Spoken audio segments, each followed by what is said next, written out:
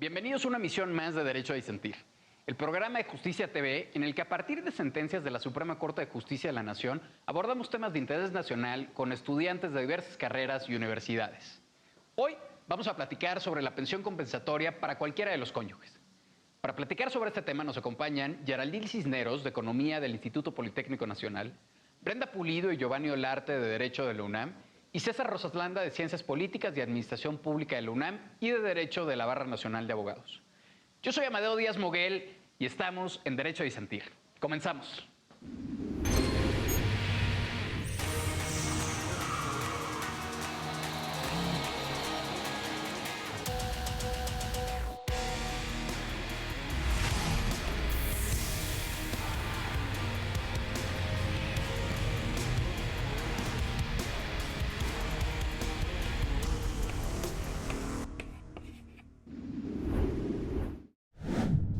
¿Qué tal? ¿Cómo están? Muchas gracias por acompañarnos a una edición más de Derecho a Disentir. Como saben, hoy en día, pues a través de las plataformas digitales, participando con estudiantes de diversos lados del país, tratando de acercarnos, pues la tecnología es justamente para eso. Y hoy nos da mucho gusto recibirlos, además, porque la gran mayoría, 3 de los 4, a excepción de Geraldine, pues son nuevos integrantes en este programa de Derecho a Disentir, a quienes, por supuesto, esperamos que la próxima vez que nos veamos sea acá en el set. El tema de hoy es pensión compensatoria para los cónyuges, de manera igualitaria, digamos. ¿Por qué no nos cuentan un poco los hechos del caso? Efectivamente, pues la pensión sabemos que se da en situaciones de alimentos, cuando hay una separación. Este es el caso, efectivamente, de una señora que sufría violencia al interior de su matrimonio, decide divorciarse, o más bien a través de una sentencia se divorcia, pero dadas las condiciones de su divorcio, se decide, digamos, homologar ese divorcio, esa separación o ese rompimiento del contrato, pues ahora sí que matrimonial, como un divorcio voluntario, lo cual le da derecho a esta persona a tener una pensión compensatoria y de ahí un poco se desata el caso. César, cuéntanos cuáles son los hechos del caso y qué es lo que impugna en un principio la persona, en este caso la señora, que se divorcia de su pareja, en términos de la pensión que exigía, cuáles eran las condiciones, digamos, en las que estaba. Te escuchamos. Bueno, muchísimas gracias por la invitación en primer lugar. Y bueno, atendiendo ya como tal a los hechos, habría que, digamos, este caso tiene un poquito de historia, ¿no? Se da en diversos años. Se empieza por una pensión alimenticia del 60% de los ingresos del deudor hacia la esposa, ¿no? Para sus dos hijos. Entonces, esto tenemos en 2007 se da el 60%. Después ya en 2010, durante, bueno, el deudor alimentario, digamos, interpone, digamos, una cesión alimentaria para ya no pagar la pensión. Y el juez decide que a uno de sus hijos efectivamente ya no se le hará efectiva por ya tener la mayoría de edad. Y en ese sentido ya no tener la necesidad de la pensión. Y ya en 2011, el año posterior, pues busca ya otra vez la cesión alimentaria, esta vez de todos, pero de igual forma solo se le da, solo se le cesa la pensión a otro de los hijos, quedando ya únicamente el 20% hacia la esposa. Y sin embargo, bueno, el deudor pide este divorcio y a la vez pues también la cesión de alimentos. En primera instancia se decide que sí, digamos, el divorcio pues ya queda, se hace efectivo, pero la pensión sigue. El demandado, el deudor, pues no está de acuerdo y entonces esto debido a que, digamos, a la que debe, ¿se puede repetir o algo así? No, síguele, síguele.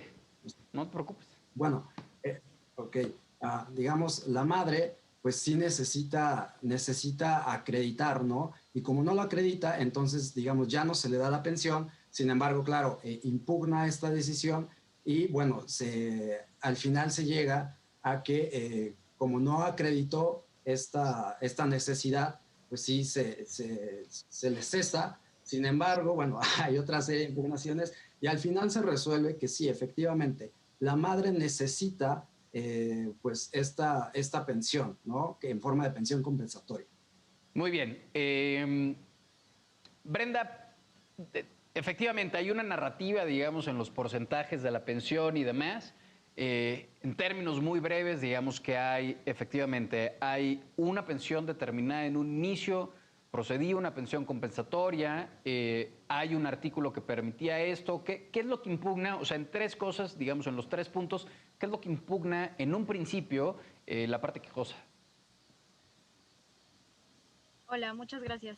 Saludos a todas y Bienvenida. todos y gracias por la invitación en primer lugar. Y bueno, el quejoso en primer lugar o sus alegatos versan sobre que anteriormente cuando se declaró la sentencia de divorcio, se declaró también la pensión compensatoria y dicha pensión se otorgó o su duración era la misma que había durado, en la que había que el plazo en el que duró el matrimonio, perdón. Y bueno, entonces este plazo, el quejoso en este amparo directo en revisión, menciona que es contrario al artículo primero y cuarto constitucional, y en segundo lugar menciona que pues ya que él había impugnado el cese más bien había solicitado el cese de la pensión alimenticia a favor de la ex esposa y no se declaró, pues aquí el quejoso impugna que dicha relación jurídica no debe prevalecer, o más bien, dicha obligación no debe prevalecer en tanto no existe una relación o vínculo jurídico que le obligue a darla. Y en este caso, el quejoso afirma que dicha relación se refiere a la existencia, en primer lugar, del matrimonio, del vínculo matrimonial, y en segundo lugar, a la sanción civil en caso de declararse un cónyuge culpable cuando se declara la sentencia de divorcio. En este caso, no hubo ninguna de estas dos hipótesis en el caso concreto, y vaya, entonces el quejoso menciona que pues está en desacuerdo con la prevalencia de la pensión alimenticia, y bajo este supuesto pues se desarrolla todo el análisis de la Corte, que comienza hablando un poco sobre la relación del otorgamiento de una pensión alimenticia como un derecho, como el derecho fundamental a una vida digna, y Y a la también nos educación del menciona menor, la ¿no? diferencia entre la diferencia entre la pensión alimenticia y la pensión compensatoria, que particularmente es importante para el caso y para saber por qué la Corte resuelve de esta manera. Totalmente. Muchas gracias, Brenda. Giovanni, hay una parte también interesante, digamos, que es respecto a la exesposa, vaya, que en un principio, en una primera instancia, se resuelve que no procedía propiamente a la pensión porque no había probado que tenía una insuficiencia económica. Y más adelante, ante el tribunal, se decide que más bien el análisis es al revés, que como no se había probado una suficiencia económica, pues procedía a la pensión. Cuéntame un poquito más de ese análisis. Sí, claro, buenas tardes. Sí, precisamente lo que habla la resolución de la Corte es precisamente eso, que al no haber acreditado la...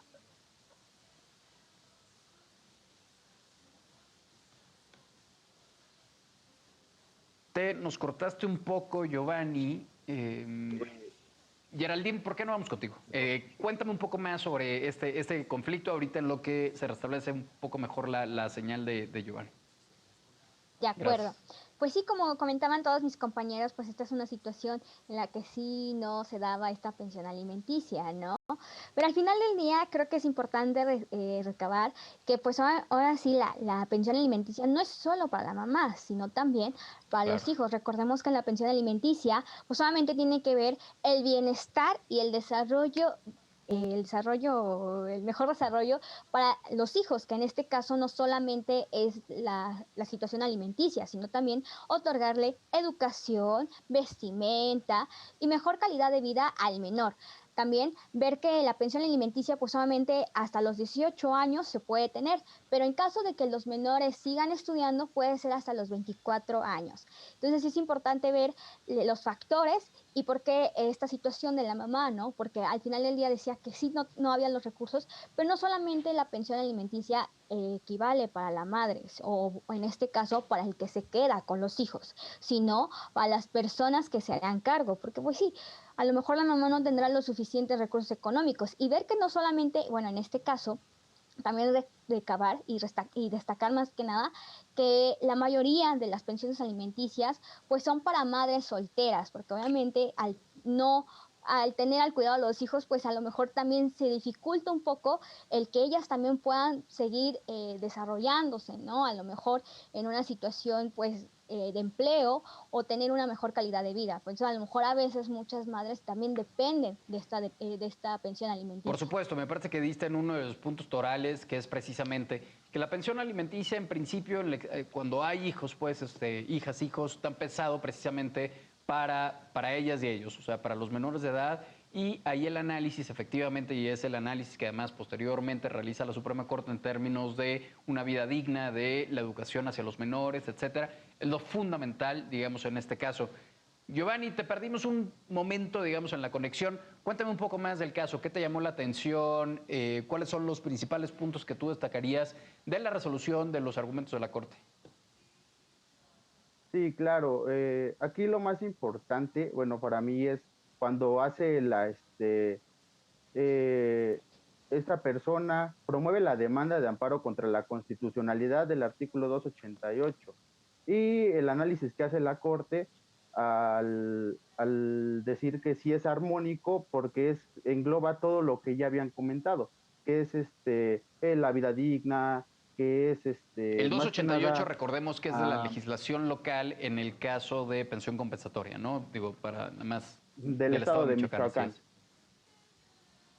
Sí, y es armónica, o sea, sí no contraviene la Constitución porque lo que él argumentaba era que violaba el principio de igualdad constituido en el artículo cuarto constitucional. Y al hacer el análisis, pues resulta que sí es armónico, no, porque él argumentaba que era en forma que solamente era para las mujeres y eso no es cierto, o sea, realmente dependerá ya mucho de las circunstancias en las que se haya vivido el matrimonio y las cargas que haya tenido cada persona durante el matrimonio. En este caso, pues la Corte analiza que quien en este caso haya sido ponderante en las labores del hogar, pues es quien tendrá más derecho a recibir esta compensación. Claro, totalmente de acuerdo. César, cuéntame, ¿qué crees que le faltó a la resolución? De entrada, ¿consideras que algo le faltó? ¿Alguno de los argumentos no te termina de convencer en términos de la homogeneidad que había entre la Constitución y la legislación local? Platícame, ¿hay algo ahí que te haya generado inquietud? Bueno, realmente el código de Michoacán, el código familiar, sí me genera algunas inquietudes. Y de hecho, es de reconocerse y de anotarse que un año después, en el 2014-2015, pues se reforma, ¿no?, este código. Entonces, realmente el código familiar que se tenía y sobre el cual versa el análisis, pues queda obsoleto. Yo creo que justamente en razón digamos, de las deficiencias, de las fallas que tiene, y bueno, gracias a, digamos, a las revoluciones que se dan pues en el derecho, ¿no? Y entonces, específicamente, bueno, las primeras objeciones que tendría son que todavía, bueno, se tenían las causales, ¿no? Es decir, todavía el divorcio tenía que acreditarse. Y en ese sentido, pues vemos que es un progreso. Primeramente, bueno, se eliminan ya estas causales poco a poco a nivel nacional. Y bueno, en segundo lugar, una de mis objeciones también sería que, digamos, está esta distinción, ¿no? Sí se hace una distinción entre la pensión para mujeres. Y eso creo que, si bien es una realidad que la mayoría de las pensiones pues son para las mujeres, también había que progresar en un sentido de igualdad, y no solo igualdad, sino igualdad Claro. sustantiva. Y entonces dejar de reconocer que solo una de las personas por su sexo deba de tener esta pensión. Ahora, esto no va en contra de que claro que es una realidad que lamentablemente muchas de las veces las mujeres se encuentran en una situación de desequilibrio económico, y es justo en esa parte en la cual pues está, digamos, la controversia, el obstáculo. Y afortunadamente ya al final la Suprema Corte de Justicia de la Nación, a través de sus criterios y de este amparo en revisión, pues sí, digamos, nos lleva un poco a eso, ¿no? A revisar ese progreso en cuestión pues de que la igualdad tiene que ser sustantiva, ¿no? O sea, el sexo tiene que ya pasar a ser algo irrelevante y realmente se tiene que atender a las condiciones económicas del matrimonio. Totalmente, o sea, y romper un poco como este esquema de roles, de género, etcétera, que efectivamente estaban muy reflejados, no únicamente en la legislación local, sino que también encontramos en las legislaciones federales y que poco a poco, a través, desde la reforma de derechos humanos de 2011, de precedentes de la Suprema Corte de Justicia, se han ido rompiendo paradigmas para hacer esto más igualitario. Geraldine, cuéntanos un poquito más sobre este avance que vemos o que deberíamos estar viendo precisamente plasmado en la parte positiva, es decir, en la parte normativa, reglamentaria que nos rige.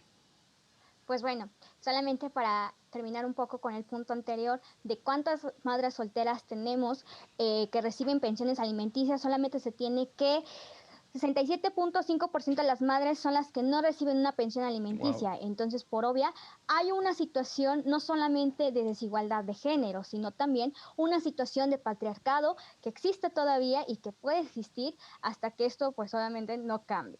Y pues bueno, las resoluciones que tenemos a favor, pues es que obviamente a la madre se le otorgó nuevamente esta pensión alimenticia, porque sí, ok, se le va a descontar al papá o a la persona que es en este caso el deudor, un porcentaje de su nómina para la pensión alimenticia de su hijo. Lo que se debe descontar aproximadamente es un 15% de su sueldo. Entonces, esto, como lo comentábamos, esto beneficia al desarrollo del menor a larga instancia hasta que sea mayor de edad. De acuerdo, muchas gracias. Brenda, ¿algo más que quieras comentar sobre la sentencia en un inicio?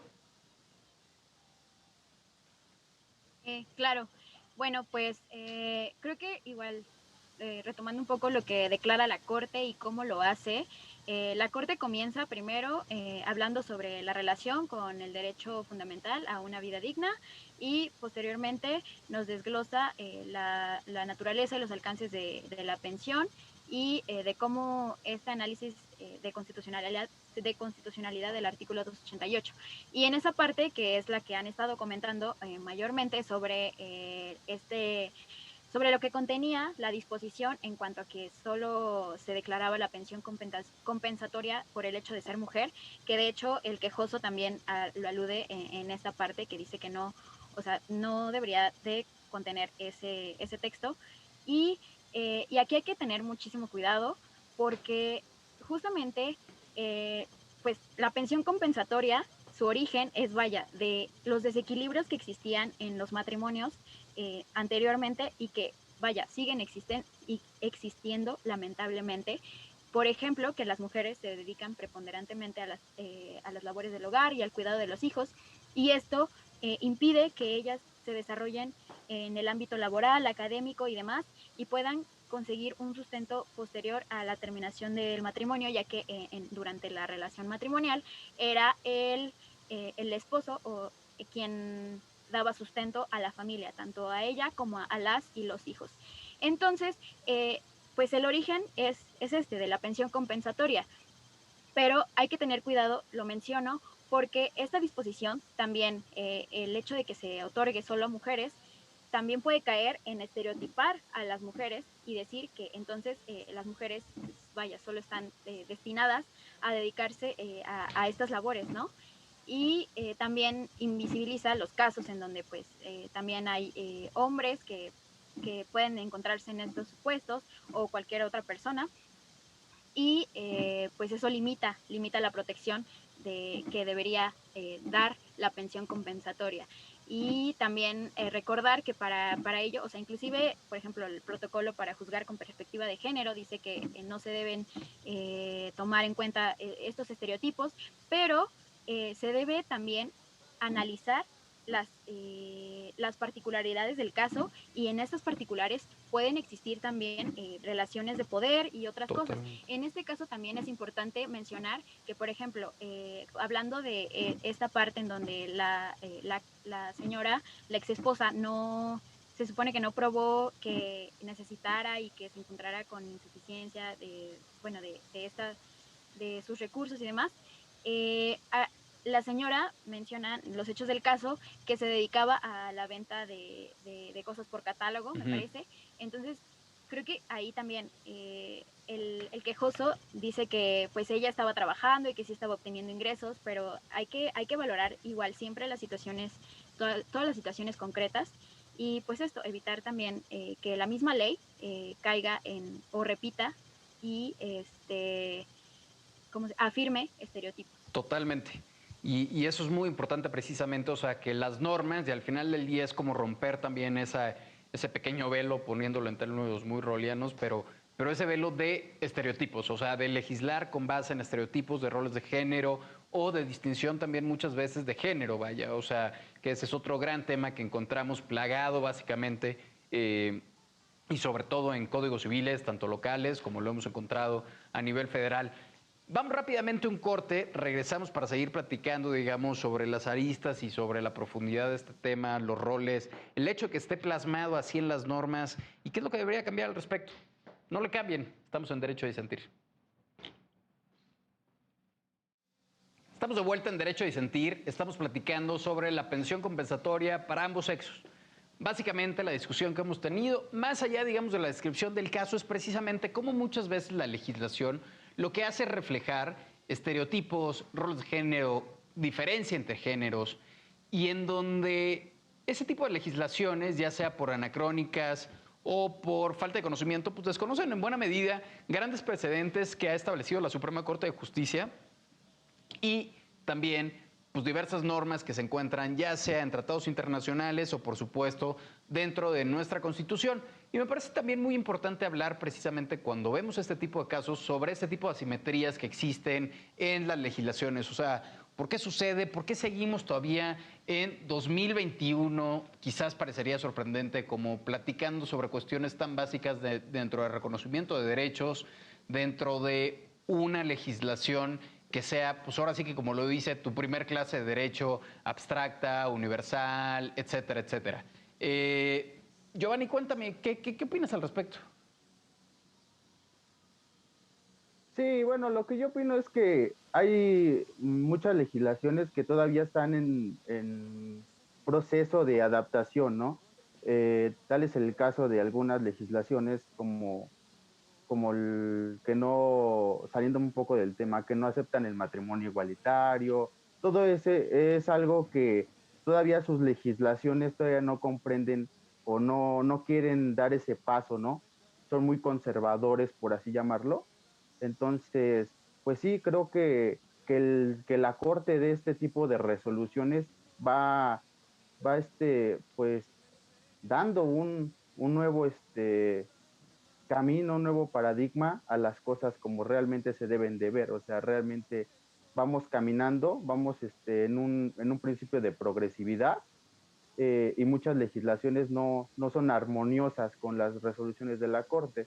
Entonces, pues yo creo que lo que deberíamos de verificar pues es los congresos locales, ¿no? Que sean armoniosos con la pues, actualización de los códigos, ¿no? Muchas veces los códigos civiles, códigos, en este caso familiares, no van armónicos con las resoluciones de la Corte. Sí, o sea, sí, de acuerdo, pero me parece que, no sé qué opines tú, Geraldine, me parece que es bastante generoso Giovanni cuando dice que están en proceso de adaptación. Más bien yo creo que en ocasiones es también en franco, pues llamémoslo de cierta forma, desacato de los precedentes y de las resoluciones de la Suprema Corte de Justicia y mucha falta de voluntad política de cumplir lo que la Corte ya ha dicho es inconstitucional y cómo debiese ser, ¿no? Porque pues precisamente para eso tenemos un poder judicial, digamos, para romper paradigmas, para decir en dónde se pinta la raya de la cancha y en dónde está excediendo básicamente, dónde el balón puede llegar a estar fuera, ¿no? Como en este caso. Es correcto.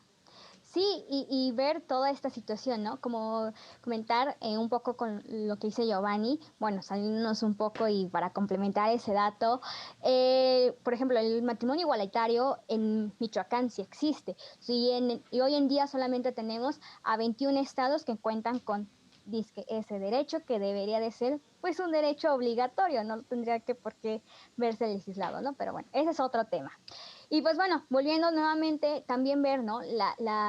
ver cómo el mismo poder a veces ataca a nosotras como mujeres y ver esta situación de género, ¿no? Esta pelea de género porque decíamos, ok, entonces solamente las mujeres pueden tener este derecho, pero solamente vemos que también algunos padres que deberían de cumplir con la paternidad que les corresponde y que muy pocos padres son aquellos los que reciben la pensión alimenticia. Por ejemplo, en México solamente tenemos que el 0.9% son padres e hijos que reciben una pensión alimenticia por parte de mujeres. Wow. Entonces es menor.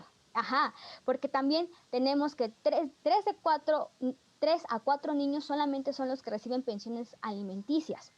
También el 91% de los casos solamente son los acreedores y en mujeres, en este caso es el 8.1 son esposa e hijos. Entonces sí hay un gran rezago porque nuevamente volvemos a la cifra anterior. Solamente el 67.5% de las madres no Ujú. perciben una eh, pensión alimenticia. Entonces es muy bajo el rendimiento y obviamente no hay una fluidez económica para poder darle el mejor bienestar no solo a la madre, sino también a los hijos. Me parece importantísimo los datos que nos das. Es precisamente, para eso sirven los datos como buen economista, precisamente para darnos cuenta del tamaño y la dimensión, digamos, de lo que una legislación genera realmente pues ahora sí que en la vida cotidiana, ¿no? O sea, 0.9% de padres y niños, o sea, realmente es un número impresionante porque efectivamente, o sea, el sin duda el primer reto es para ciertos grupos en vulnerabilidad y equilibrar un poquito la cancha porque no podemos negarlo, la gran mayoría de las normas siguen un sistema heteronormativo, están pensados por hombres, para hombres, en beneficio de Para hombres, el exacto. Pues sí, la patriarcado. verdad es que sí, o sea, el patriarcado que al final del día ha diseñado en buena medida nuestro sistema normativo y demás cosas. Entonces, de entrada es empezar a equilibrar un poquito la cancha, que no es tarea fácil definitivamente, pero al final también concluir de que fuera, o sea, si vamos a romper con moldes y si vamos a romper con estos roles, pues también es de ida y vuelta, ¿no? O sea, también pueden haber casos efectivamente de padres hombres, que estén en alguna situación similar y que merezcan también una pensión y la norma no debe dejarlos fuera, ¿no? Es César, correcto. platícanos más sobre este tema, o sea, insisto, o sea, es innegable reconocer que las normas en general están pensadas, pues precisamente como bien dice Geraldine, para mantener ese patriarcado heteronormativo. Insisto, o sea, y podría hasta sociológicamente pues pensarse natural en el sentido de que generalmente son hombres los que están ahí, lo hacen pensando como ellos, o sea, como nosotros, pues, o sea, pues, este es el estereotipo, esto es lo que tenemos que hacer. ¿Cuál es el problema de todo esto? Bueno, pues aquí un primer punto a tomar en cuenta es justamente esta innovación, ¿no? Que toma el Poder Judicial, específicamente, bueno, la Corte de Justicia de la Nación, con esta cuestión de la pensión compensatoria. ¿Por qué? Vamos a marcar una diferencia, ¿no? La pensión compensatoria toma en cuenta el estado de necesidad, cosa que la pensión alimenticia, bueno, también toma en cuenta. Pero un factor, una variable que agrega la pensión compensatoria es el desequilibrio económico, ¿no? Que se genera a partir de la disolución del matrimonio. Y ahí es donde encontramos el problema que tú me preguntabas, ¿no? ¿Cuál es el problema? Bueno, pues muchas veces se da, lamentablemente, y para esto salgamos de la Ciudad de México, atendamos a la realidad de las 32 entidades federativas, que en muchos estados se sigue esta costumbre de que la mujer durante el matrimonio pues no puede trabajar, ¿no? Esto por petición del hombre. Y ante esa petición que es cumplida, pues a lo largo, o sea, durante el desarrollo del matrimonio, pues la mujer no tiene, digamos, la capacidad de generar pues sus ingresos propios y como tal, pues no, se va generando pues este desequilibrio, ¿no? Entonces, ¿qué pasa cuando el vínculo matrimonial termina? Bueno, que la mujer se encuentra en un estado de indefensión, ¿no? O sea, ella durante el matrimonio no tuvo la oportunidad de laborar, se dedicó preponderantemente a las labores de la casa, ¿no? Y entonces se termina este vínculo, ya no tiene, digamos, los ingresos que el hombre aportaba. Y bueno, entonces, ¿qué pasa con ella, no? Es por eso que el agregar esta variable del desequilibrio económico es muy importante. Y de hecho, en el caso lo vemos. El hombre intenta argumentar, es que la señora, la madre, pues sí recibe ingresos de la venta de productos de belleza. Y entonces la Suprema Corte de Justicia de la Nación, específicamente la primera sala, dice, sí, efectivamente, recibe ingresos, pero eso no quiere decir que no haya un desequilibrio entre ustedes dos. Y eso es justo lo que trata de atender esta pensión compensatoria, ese desequilibrio, esa falta, digamos, de desarrollo que tuvo la mujer durante el matrimonio justamente a causa del mismo. Y ese es uno de los problemas que se trata de atender, ¿no? Que se trata de resarcir, de subsanar, para que, bueno, entonces las condiciones económicas post patrimonio, pues de alguna forma mejoren, Sí, ¿no? totalmente, porque además, de entrada, pues no se reconoce, digamos, como algo, como un trabajo real, pues ahora sí que el cuidado de las hijas y los hijos, que pues definitivamente es un trabajo de tiempo completo, es un trabajo en sí mismo, y pareciera que hay una doble vulneración en el caso, por ejemplo, en y todos aquellos esquemas, digamos, en donde la mujer se dedica al cuidado de los hijos, porque por un lado no es un reconocimiento como un trabajo, y por el otro, pues también se ve privada esta persona de realizar alguna actividad que le permita, digamos, generar un patrimonio, generar ahorros, etcétera, etcétera, y luego se separan, híjole, no, pues sí, claro, vendí algunas cosas y ahí tiene pues un dinerito, pues no se trata de eso, sino efectivamente, uno, de reconocer todo el trabajo del cuidado de los hijos que hubo durante esos años, pues, del matrimonio y de los menores de edad, al menos en este caso, y dos, pues también de los desequilibrios que pueda llegar a haber en términos de ingresos entre la pareja. Brenda, sobre esto, ¿qué opinión tienes? Claro. Bien, pues creo que un punto importante para comprender por qué cualquiera de los cónyuges puede recibir alimentos es partir del análisis que hace la misma Corte sobre que este derecho tiene su fundamento o se relaciona con el derecho fundamental a una vida digna. Y esto es porque a partir de esto, o sea, si tenemos en claro que se parte de que el otorgamiento de alimentos es para que la persona pueda desarrollarse, pueda posteriormente a la relación matrimonial o al vínculo matrimonial pueda seguir subsistiendo de manera digna con la satisfacción de todas las necesidades, pues es este punto, ¿no? Entender que viene del cumplimiento de este derecho, que el Estado debe asegurar por ello el pago de alimentos y no entenderlo como un punto en el que se otorga una pensión compensatoria solo porque se es mujer, como alega en el caso del quejoso. Y eso también inclusive nos da una herramienta para poder ampliar la protección a quienes reciban la pensión compensatoria. Es decir, también se puede hablar de interseccionalidades, por ejemplo, en caso que exista una mujer que tal vez tiene alguna discapacidad, que tiene alguna dependencia, incapacidad para poder pues trabajar, y etcétera. Entonces, este, a mi parecer, esta es la importancia que radica en el aspecto del otorgamiento de una pensión compensatoria.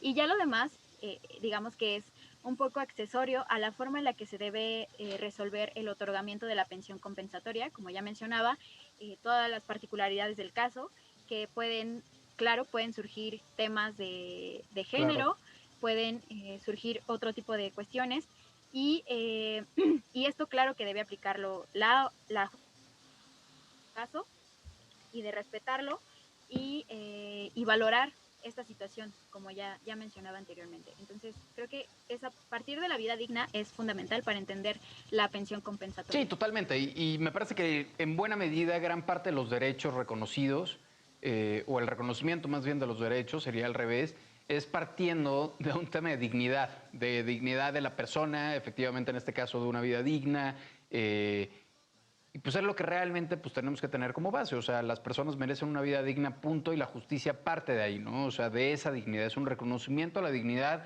de persona de entrada. Giovanni, ¿tú qué opinas?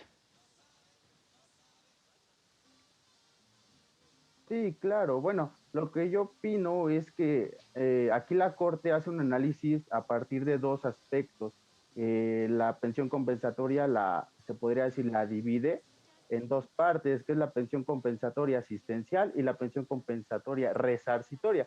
Eh, En este caso, la pensión compensatoria asistencial va encaminado a lo que comentaba Brenda, que es a una vida digna y decorosa, eh, que comprende alimentos, vestido, gastos médicos, gastos de esparcimiento, porque al disolverse el vínculo matrimonial, pues en este caso quien se quedó al cuidado del hogar, pues tiene pues Desventajas. dificultad, ¿no? Tiene desventaja porque pues no va a encontrar un trabajo luego, queda en un estado de indefensión, ¿no? Y por otra parte, al hablar de pensión compensatoria resarcitoria, pues la Corte establece en este caso las reglas que los jueces deben de juzgar para compensar las pérdidas económicas que, que tuvo la persona, en este caso las oportunidades que perdió o que sufrió durante la relación familiar, en sentido de la racionalidad que tuvo en el matrimonio. Y pues bueno, le digo, la Corte establece como que las reglas que los jueces deben de juzgarla y pues bueno, creo que debería ser de observancia obligatoria en todo el país, pero pues todavía seguimos rezagando, ¿no? Entonces hay que seguir, pues, mmm, impulsando, ¿no? Que se siga reformando y que la Corte siga dando este tipo de resoluciones que pues van encaminadas a la, pues, a la compensación y a la mejora Sí, social. totalmente. Yo creo que los precedentes, afortunadamente tenemos un tribunal constitucional que está haciendo su trabajo.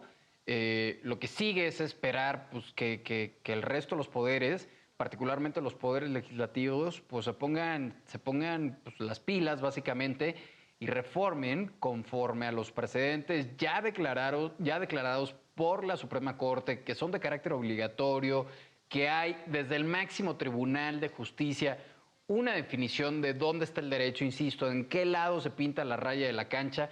Y esa no es una obligación menor, vaya, o sea, la obligación que tienen las legislaturas, ya sea a nivel federal y por supuesto el resto de las legislaturas locales, de ceñirse, insisto, a los precedentes de carácter obligatorio de la Suprema Corte de Justicia de la Nación.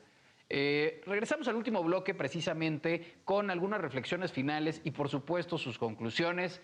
Estamos en Derecho a Disentir platicando sobre la pensión compensatoria para las parejas independientemente de quién sea. No le cambien, ahora regresamos. Estamos de vuelta en Derecho a Disentir. El tema de hoy, pensión compensatoria para cónyuges independientemente de quién sea. Hemos platicado, yo creo que profusamente, sobre el análisis de la Corte, el reconocimiento que hace precisamente para romper roles de género, para poner en el centro del debate que lo fundamental es una vida digna para todas las personas y que para eso existe una pensión alimenticia, sobre todo como en este caso, ante la existencia de menores de edad y que ellos son los principales, digamos, interesados y beneficiados, pues, y protegidos ante una pensión alimenticia y también del equilibrio que debe haber cuando una de las parejas, en este caso, la mujer se dedica preponderantemente al cuidado de los hijos y la situación de indefensión que muchas veces tras un divorcio le ocasiona a esta persona. O sea, salir no es lo mismo, pues, salir muchas veces al mercado laboral a los 30, 40 años por primera vez que pues, recién egresado de la universidad o mucho más joven. En fin, hay una serie de cosas que podríamos platicar de las desventajas, digamos, de no haber tenido la oportunidad de tener un currículum o de haber armado, digamos, ahí un trabajo que permite un patrimonio, etcétera. Entonces, el reconocimiento que se debe hacer precisamente de esos desequilibrios al momento de considerar la pensión alimenticia son fundamentales y me parece que en este caso precisamente lo que nos está diciendo la Corte es no podemos evitarlos, tenemos que considerarlos siempre y tenemos que equilibrar, tener como eje la dignidad de las personas.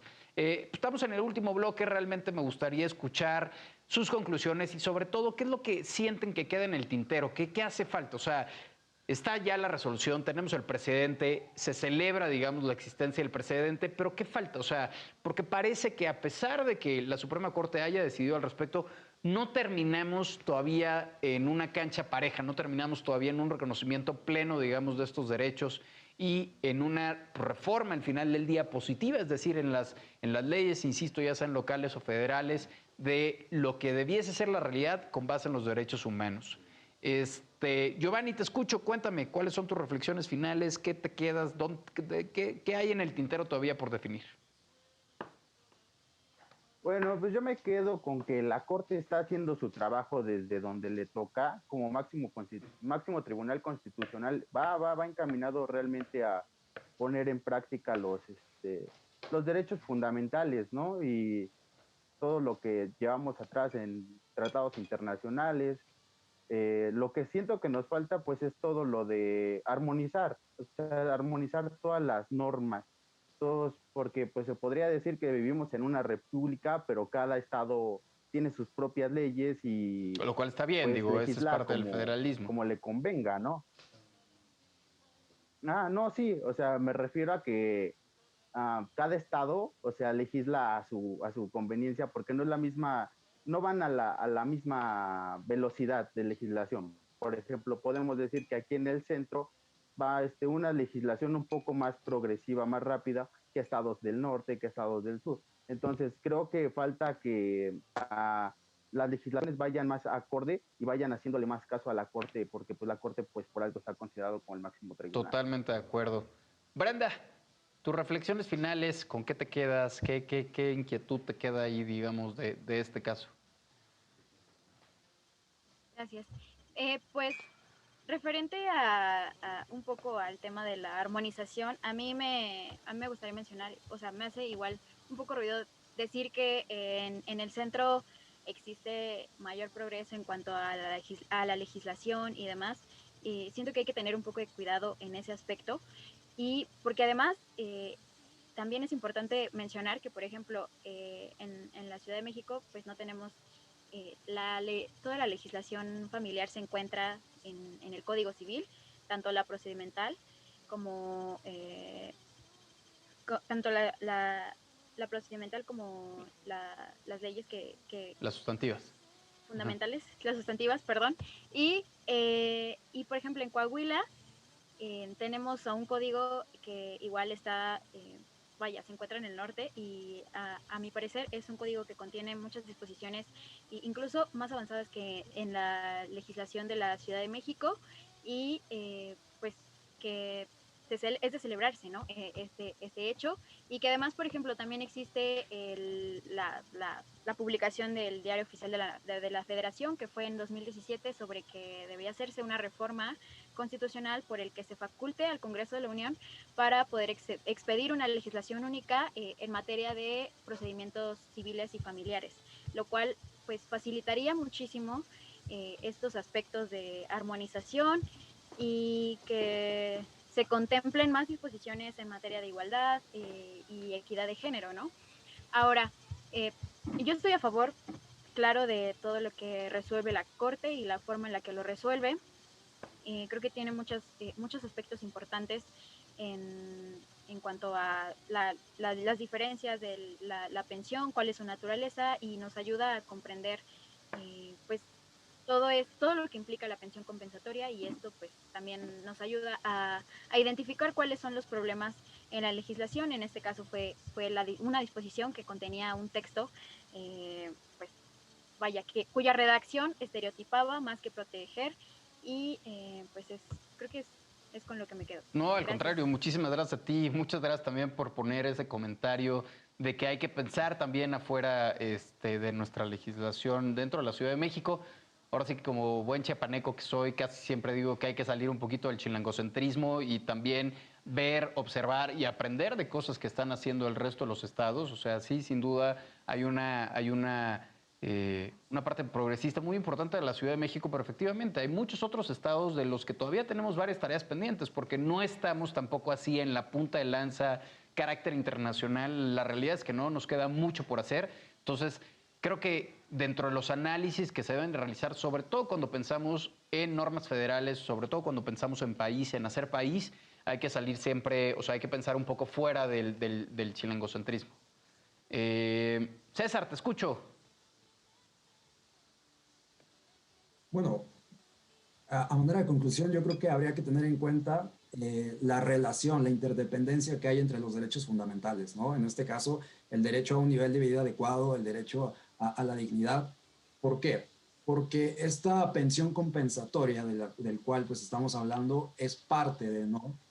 Recordemos que un nivel de vida adecuado se logra a través del cumplimiento de varios derechos y uno de ellos pues es esta pensión compensatoria cuyo objetivo es, digamos, proteger a las personas post matrimonio debido, bueno, a las causas de desequilibrio económico. Ahora, ¿qué nos falta? Ya tenemos digamos, los criterios de la Suprema Corte de Justicia, pero bueno, nos falta que los jueces los conozcan, los tengan en cuenta, nos falta que los abogados que llevan los juicios, en este caso en específico, los juicios en materia familiar, pues tengan conocimiento de estos conceptos. ¿Por qué o para qué? Para que los puedan exigir.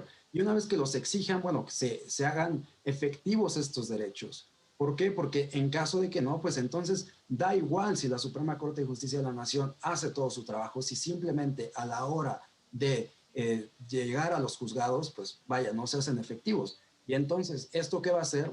Bueno, que la estructura de desigualdad económica que existe y que lamentablemente afecta más a las mujeres, pues persista, ¿no? Y si esto persiste, pues entonces los cambios sustanciales no los vamos a ver ni en el corto, ni en el mediano, ni en el largo plazo.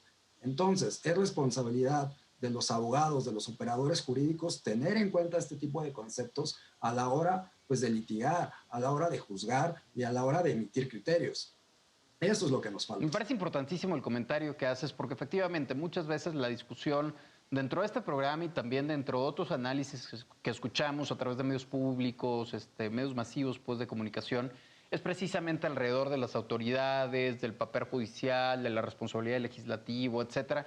Pero poco hablamos honestamente del foro, poco hablamos realmente de la responsabilidad que efectivamente tienen las y los abogados, digamos, de prepararse, de estar actualizados precisamente ante los criterios y los precedentes de la Suprema Corte de Justicia.